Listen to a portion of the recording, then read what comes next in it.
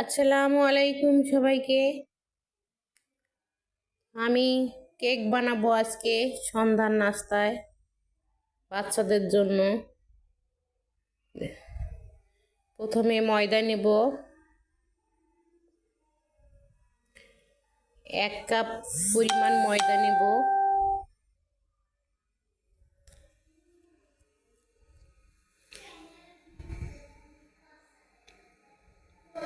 তারপরে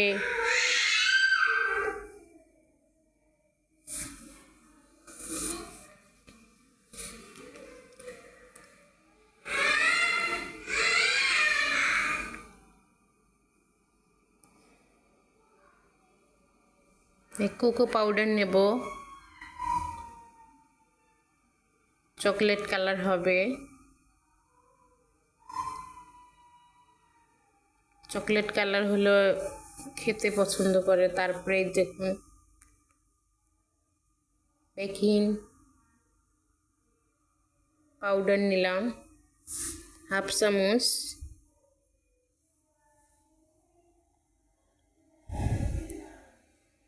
তারপরে একটু এখানে দেব, একটু লবণও দেই। তারপরে দেব খাবার সোডা, দেব একটু 1/2 চামচ দেব ওটাও।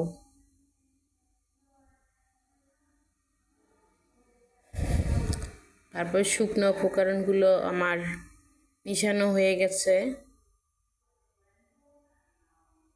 এবার একটা ডিম ভাঙলাম। আসলে এটা ফ্রিজে ছিল না, বাইরেই ছিল। ফ্রিজের ডিম দেবেন না, ফ্রিজে থাকলে আধা ঘন্টা আগে বাইর করবেন, তাহলে ভালো হবে।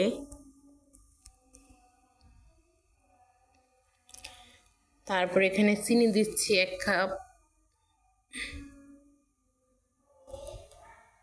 ভালো করে এটা মিক্স করব,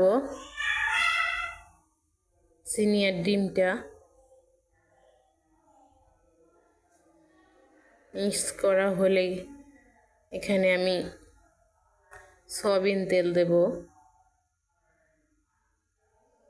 এখন সয়াবিন তেল দিচ্ছি, আসলে মেপে দিলাম না, পরিমাণ মতো দিলাম, একটু মাপার প্রয়োজন নাই। তারপরে শুকনো উপকরণগুলো ওখানে দিয়ে দেব। এখন দেওয়ার পরে ভালো করে বাটিটা থেকে নিয়ে নিচ্ছি সবগুলো।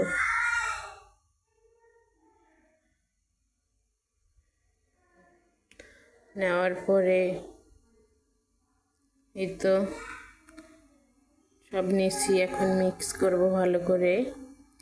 মিক্স ভালো করে করতে হবে। এই তো মিক্স করতেছি।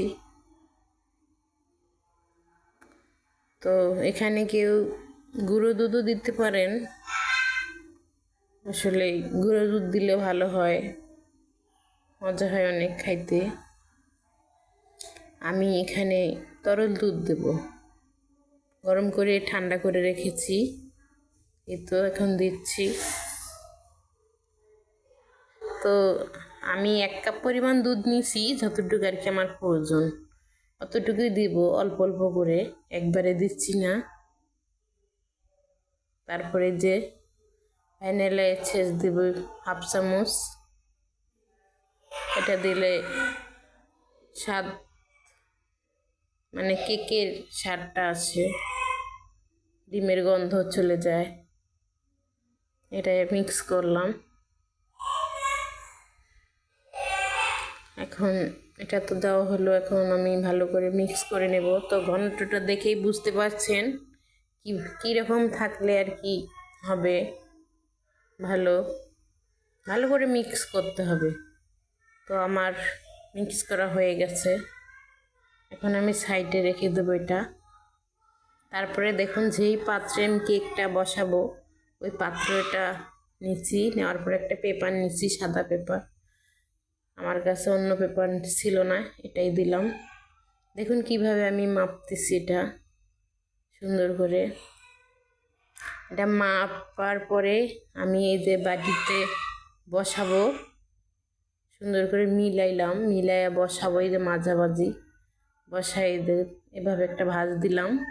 দেওয়ার পরে এখান থেকে আমি এখন কেটে নেব। আমি কেচি দিয়ে কাটবো এখন। তো এই যে কাটতেছি, কাটার পরে আপনাদের দেখাচ্ছি কীরকম হয় কাটার পরে। দেখুন এই যে দেখছেন, এই যেভাবে বসাই নেব। কারণ ওই নিচেরটার থেকে একটু বড় করতে হবে, কারণ সাইডটা একটু যদি পেপারটা থাকে তাহলে মনে করেন সাইডে কেকটা লাগবে না। আর যদি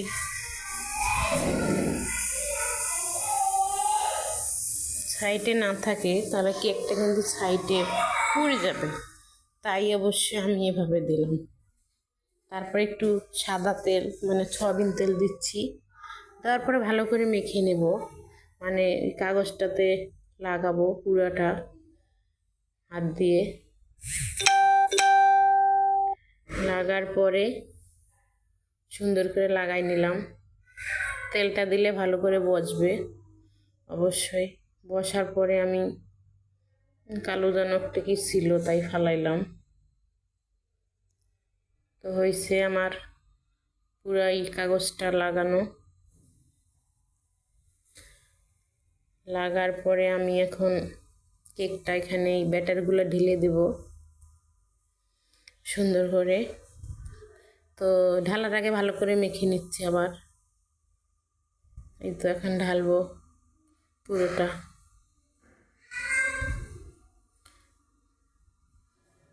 তো এই দেখুন ঘনত্বটা বোঝা যাচ্ছে কীরকম করলাম। সবগুলো সত্যি নামাবো, তো চামচ দিয়ে তো নামতেছে না, তাই হাত ইউজ করতেছি। কেউ মনে কিছু করবেন না। আমার কেকটা যদি সবার ভালো লাগে তাহলে আমাকে উৎসাহ করবে, আমি যেন খুশি হই। আসলে মহিলা মানুষ এরকমই, কিছু বানাইলে ওরা পছন্দ করে যে ওদেরকে কেউ বলুক সুন্দর হয়েছে। তো আজকে আমার বাচ্চাদের জন্য এটা বানাইলাম। আমার বাচ্চারা খাবে সন্ধ্যায়।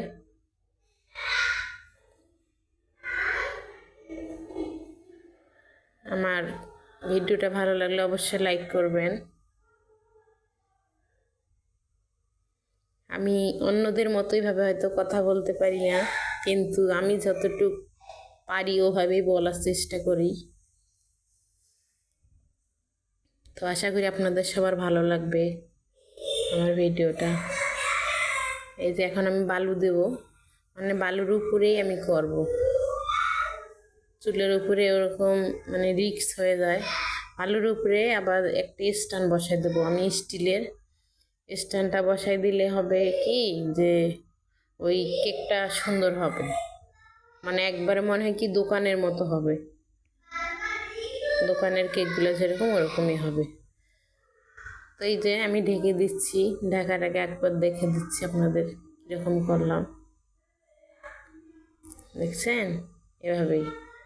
এখন আমি আধা ঘন্টা 40 মিনিট অপেক্ষা করলাম। এই যে জালটা হাই হিটে দিচ্ছি প্রথমে 5 মিনিট, তারপরে এই যে স্লো করে দিলাম। এভাবেই 40 মিনিট চলবে। 40 মিনিট পর আমি ফিরে আসলাম।